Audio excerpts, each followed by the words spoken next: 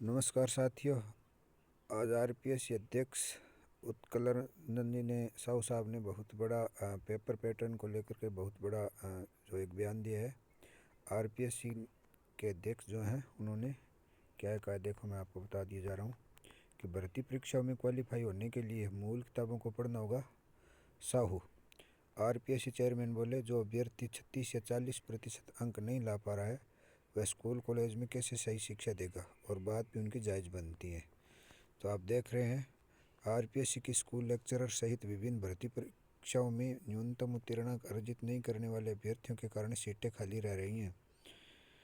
प्रदेश भर में इसे लेकर के अभ्यर्थियों द्वारा आयोग को निशाने पर लिया जा रहा है। उधर आयोग अध्यक्ष उत्कलरंजन साहू ने कहा कि अभ्यर्थी ब्रीफ नोट्स व प्रतियोगी बुक्स से भर्ती परीक्षाएं क्वालिफाई करना चाहते हैं, ये संभव नहीं है। इसके लिए उन्हें मूल किताबों को पढ़ना ही होगा। भास्कर की ओर से किए गए एक सवाल के जवाब में उन्होंने कहा कि जिन भर्तियों में 36 या 40% का रूल है उसे तो कम से कम लाना ही पड़ेगा। बहुत दाव दे करके कहा है उन्होंने।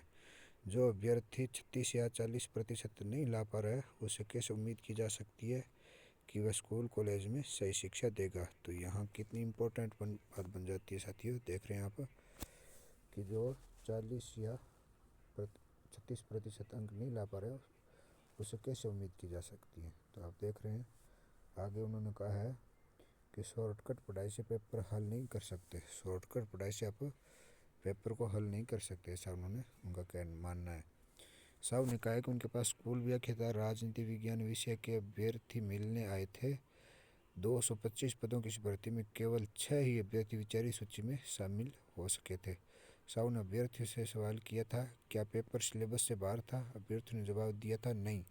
पेपर कठिन होने के सवाल पर उन्होंने कहा कि प्रदेश के विश्वविद्यालयों में चल रहे यूजी पीजी के सिलेबस के आधार पर ही प्रश्न पत्र तैयार किए जा रहे हैं। तो आप देख रहे हैं कितनी इंपॉर्टेंट बात होती है कि यूजी और पीजी के सिलेबस के आधार पर ये प्रश्न पत्र तैयार किए जा रहे हैं। तो आप ये कितनी इंपॉर्टेंट बात बन जाती है।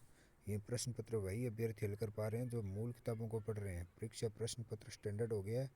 शॉर्टकट तरीके से पढ़कर इस पेपर को हल नहीं कर सकते। जो अभ्यर्थी 30 से 35 साल तक सरकारी सेवा देगा उससे यह तो उम्मीद की जा सकती है कि वो न्यूनतम प्राप्तांक लेकर के आए। तो बहुत इंपॉर्टेंट बात बनती है साथियों।